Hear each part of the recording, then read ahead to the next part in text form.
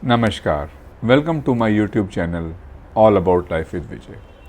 आज हम डिस्कस करेंगे कि किस तरह दो सिटीज़ जो एक गुड़गांव सिटी है जो कि दिल्ली एनसीआर की एक प्रोमिनेंट शहर है जिसको मिलेनियम सिटी भी कहा जाता है, उसको कंपेयर करेंगे इंदौर से, जिसकी रेपुटेशन और जो कि पिछले कुछ सालों से इंडिया की क्लीनेस्ट सिटी मानी जाती है। दूसरी तरफ गुड़गांव में हम सड़कों में निकलते हैं, 5 मिनट सड़क पे चलें या राइड करें, ड्राइव करें तो जो कचरे के ढेर हैं वो चारों ओर फैले हुए हैं। लोगों के बीच में बड़ा एक अनरेस्ट है इन कचरों को लेके कि जहाँ देखो वहाँ प्लास्टिक के कचरे, रोड्स गंदी, पॉट होल्स एक अलग इशू है पर रोड्स भी गंदी, और जगह जगह स्ट्रे एनिमल्स, काउज हैं, डॉग्स हैं, और पूरा शहर में कोई भी आधा किलोमीटर का स्ट्रेच, 1 किलोमीटर का स्ट्रेच भी नहीं है जो कि साफ़ दिखे। हर जगह गंदगी के अंबार लगे हुए हैं। एमसीजी में जो गुड़गांव की म्यूनसिपल कॉरपोरेशन है, इसमें वेरियस सेक्शन ऑफ सोसाइटीज़ परेशान होकर लेटर्स भेजते हैं, कंप्लेंट्स भेजते हैं, but there is no answer to the complaints. कोई आंसर ही नहीं है किसी के पास कि भाई भगवान भरोसे है, सारी गंदगी, सारी बीमारियां, चाहे वो स्लम एरिया हो, चाहे अर्बन एरिया हो, चाहे वो सारी जो पॉश कॉलोनीज़ हैं उसके अंदर, तो सोसाइटीज़ के अंदर ठीक है, बाहर निकलते ही या तो stray animals, cattles, dogs, roads dirty हैं और कचरे के तो ढेर, प्लास्टिक का कचरा वो सब मिक्स होकर एक ढेर लगे हुए हैं।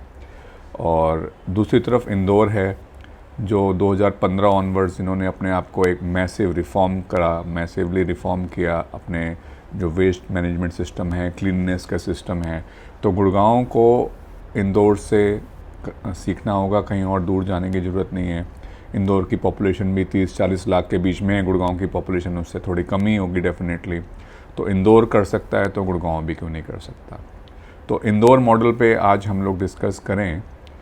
तो इंदौर मॉडल में जब प्रधानमंत्री श्री नरेंद्र मोदी जी जब पावर में आए और उन्होंने स्वच्छता अभियान का एक शुभारंभ किया, शुरुआत करी, तो उस टाइम पर जो इंदौर सिटी है वो भी गुड़गांव की तरह एक डर्टी सिटी था जहाँ पे कूड़ों के ढेर लगे रहते थे। तो वहाँ का जो म्यूनसिपल कॉरपोरेशन है इंदौर का, उनके जो अधिकारी हैं, उनके जो ब्यूरोक्रेट्स हैं, जो ऑफिसर्स हैं, उन्होंने ये ठान लिया कि उनके अंदर ये विल पावर थी, उन्होंने ये ठान लिया कि अब गुड़गांव को, इंदौर को तो हमें क्लीन करके दिखाना ही दिखाना है। तो उन्होंने जो कि सबसे फर्स्ट स्टेप किया, उन्होंने रियलाइज़ किया पब्लिक को जितनी मर्जी अवेयरनेस कर लो, पब्लिक अवेयर हो भी सही, पर जब तक सिस्टम्स इन प्लेस ना हो तब तक पब्लिक का वो जो कॉन्फिडेंस है वो जो वेस्ट मैनेजमेंट है उसके लिए हो ही नहीं सकता। तो सबसे पहला काम उन्होंने ये किया कि उन्होंने जो वेस्ट कलेक्शन सिस्टम है, जिसको सफाई मित्र कहते हैं वो लोग, जो डिप्लॉयमेंट करी, वो डिप्लॉयमेंट हज़ारों की संख्या में करी। एक डाटा मैं पढ़ रहा था और उसमें उस डाटा के नाम लगभग 11,000 सफाई मित्र एम्प्लॉय किए गए पहले से ही, before making the public aware. और लगभग इसी हिसाब से 1500 से 2000 व्हीकल्स जो वेस्ट मैनेजमेंट, वेस्ट को कलेक्ट करेंगी, वो खरीदी गई। और इस वेस्ट को व्हीकल्स को ख़रीदा और जो सफाई मित्र हैं उनको प्रॉपर ट्रेनिंग दी, सेंसिटाइज़ किया गया कि भाई तुम्हारा एक बहुत ही एक इम्पॉर्टेंट काम है, तुम्हें बस ऐसे ही नहीं रख लिया गया है, तुम्हें अवेयर रहना होगा।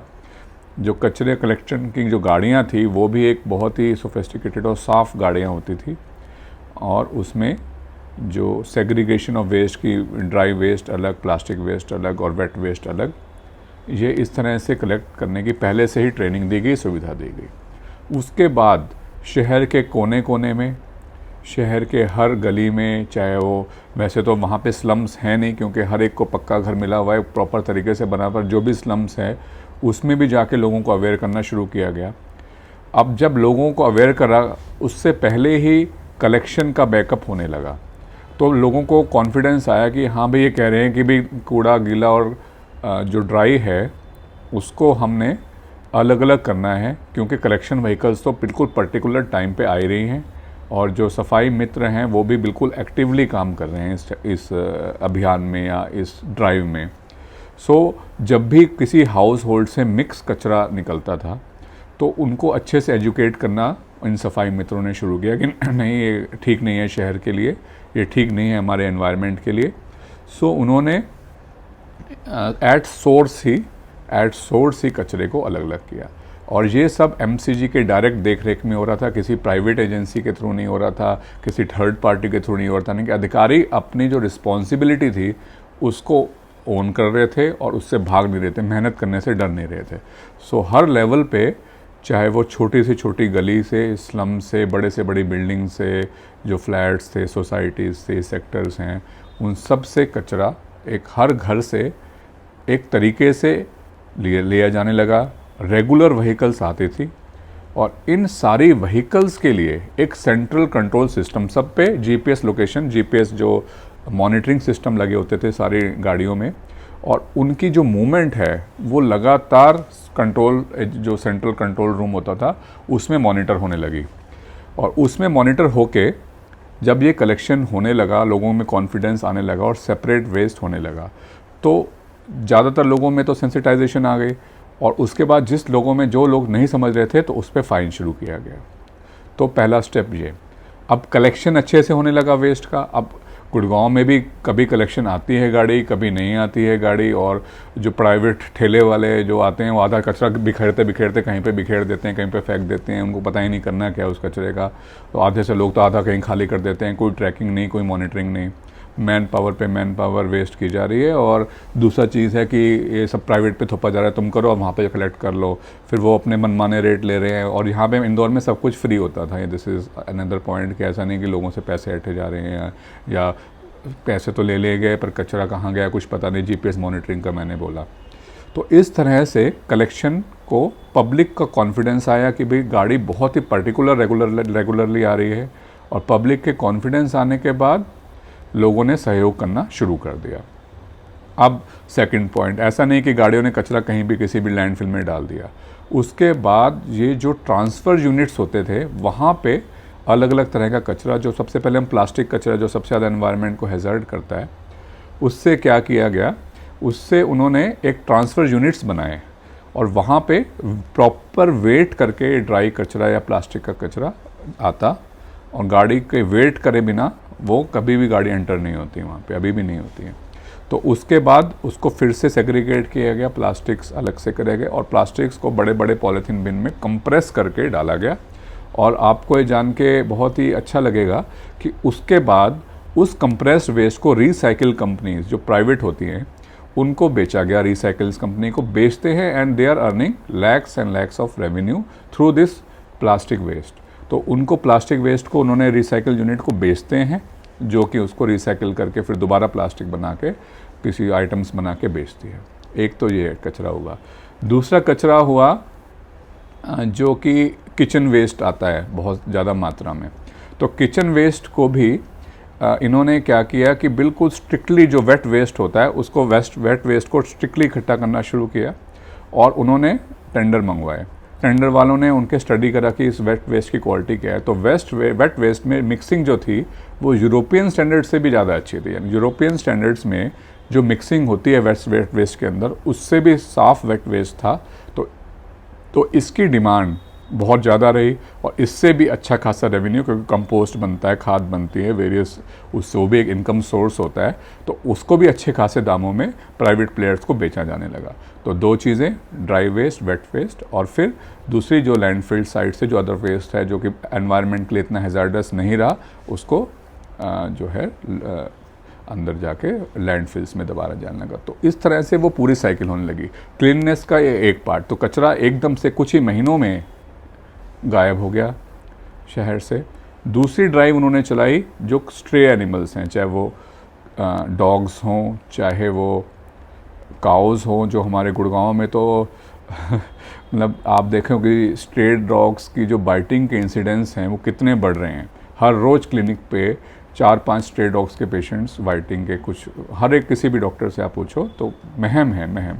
तो महम से बचने के लिए उन्होंने कैटल ड्राइव किया, और 40,000 जो कैटल्स थे उनको रिलोकेट करके उनको प्रॉपर अपनी जगह पे पहुंचाया, और स्ट्रे डॉग फ्री इंदौर बनाया। ऑलमोस्ट स्ट्रे कैटल्स वहाँ पे है ही नहीं, स्ट्रे डॉग्स, स्ट्रे कैटल्स, कोई भी ऐसा एनिमल आपको जगह जगह पे गंदगी फैलाता हुआ बिल्कुल नहीं मिलेगा, जो एनिमल के लिए भी हज़ार्डस है और सोसाइटी के लिए भी हज़ार्डस है, दोनों चीज़ें हैं।